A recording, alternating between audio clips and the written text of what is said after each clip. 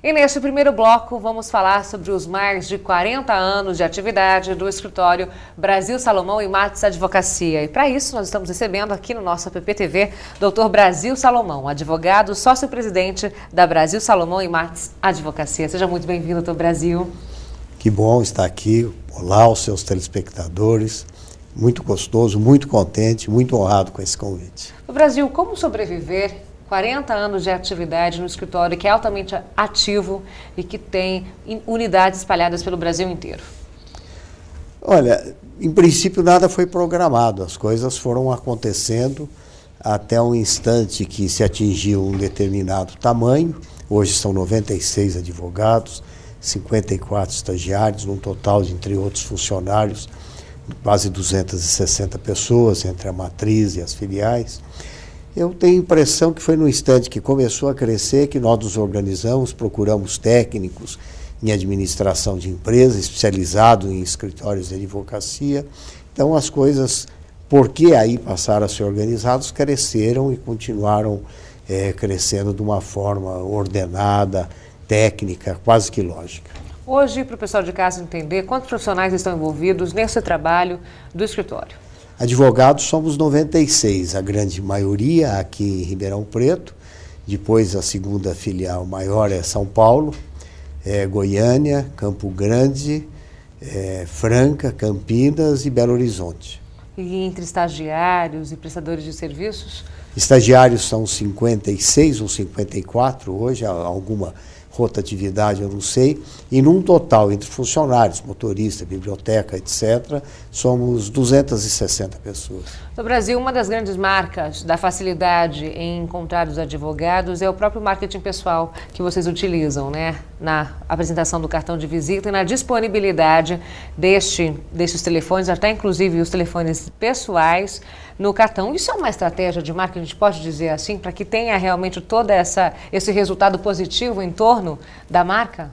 Acabou sendo no instante em que os senhores de marketing nos informaram disso, mas o objetivo era um DNA do escritório desde o seu início, 1968, 69, a satisfação de sermos encontrados. Eu queria, o escritório era pequeno, éramos 3 advogados quando começamos, nós queríamos ser encontrados, então nós colocamos o nosso cartão, não havia celular à época e nem e-mails, os nossos telefones de residência, e informávamos que atendíamos 24 horas. E o escritório cresceu realmente com essa filosofia.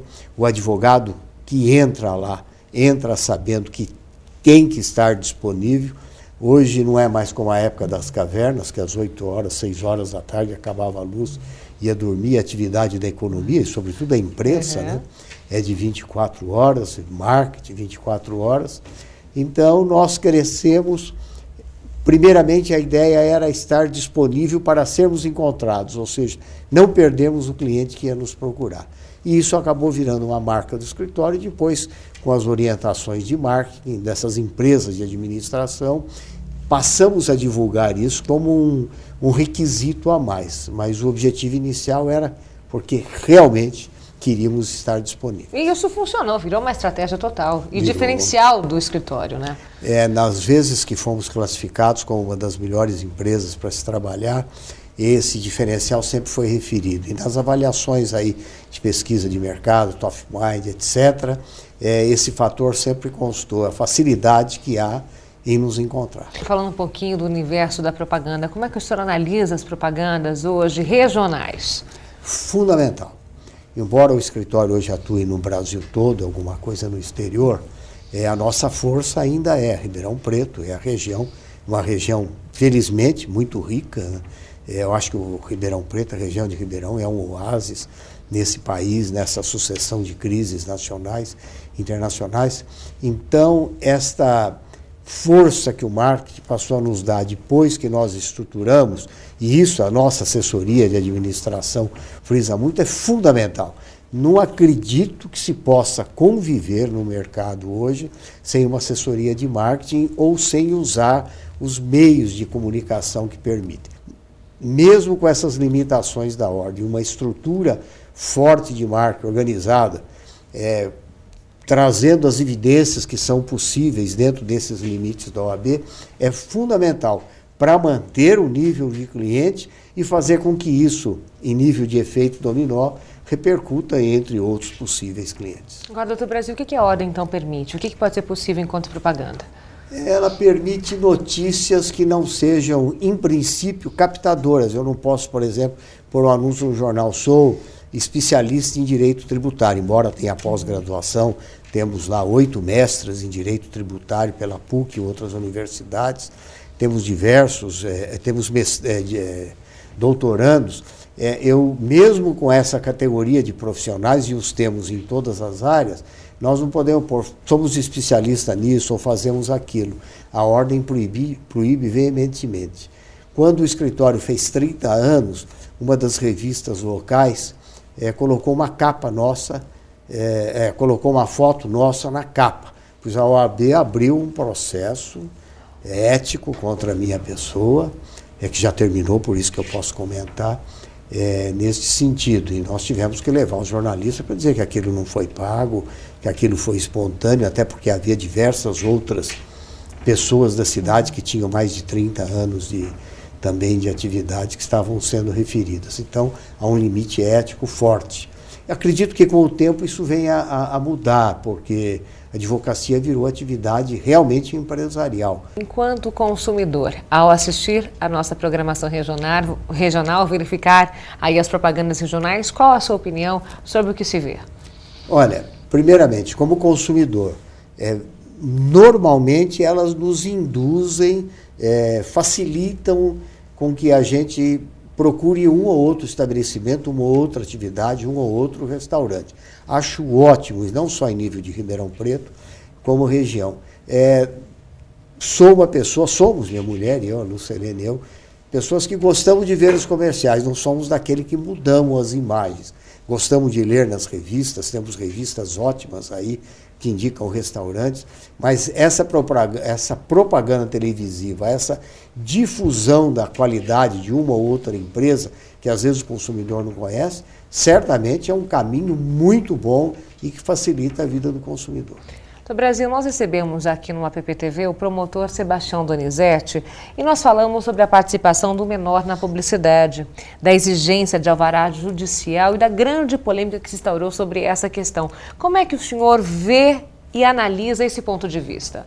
Bom, a lei é assim, mas eu acho que há um falso pudor nisso, porque se há atividades que são típicas da criança, e se a criança vai fazer apenas aquilo num horário compatível com a sua vida escolar, se for separado pai e mãe, no horário compatível de visita de pai e mãe, eu não vejo esse rigor de proibir. Até porque eu acredito que em nível de propaganda o CONAR por si só já representaria um limite a qualquer abuso. E acredito que hoje as emissoras de televisão, o seu programa e os outros programas, saberiam, por certo, respeitar a inocência da criança até uma certa idade, talvez nem sim conhecer o sentido daquilo que ela está fazendo. Há um rigor exagerado na lei, mas talvez seja melhor assim do que não ter nenhuma regulação. Nesses 40 anos de atividade, eu gostaria que o senhor relatasse aqui para a gente um processo que foi lendário na sua trajetória pessoal e profissional.